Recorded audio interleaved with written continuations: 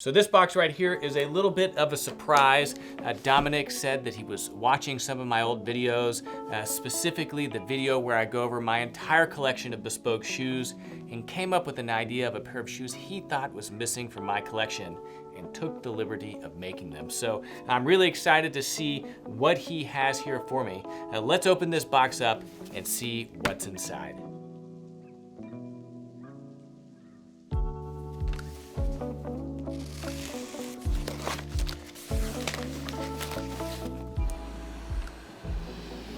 I can smell the shoes.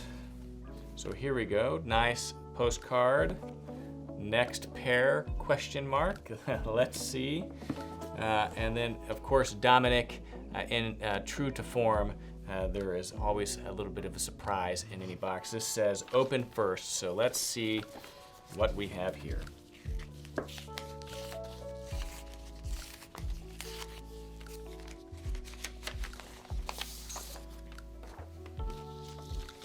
Okay, dear Kirby, as you know, I spent many years traveling for Cleverly with George Glasgow Sr.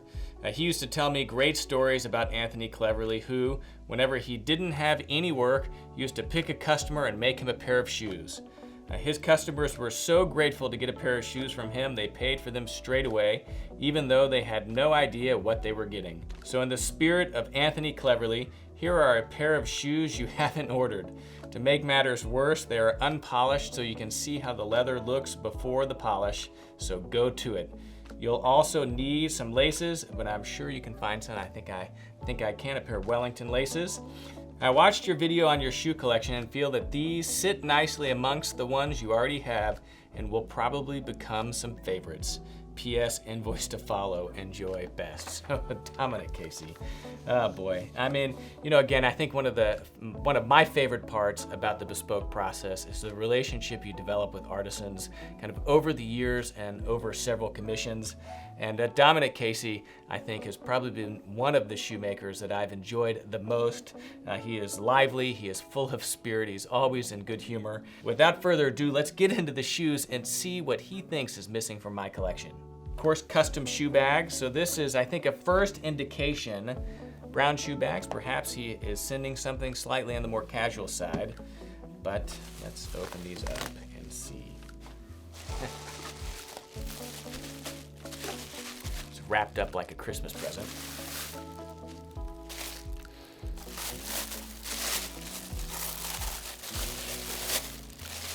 Ooh, here we go. Look at this. Beautiful.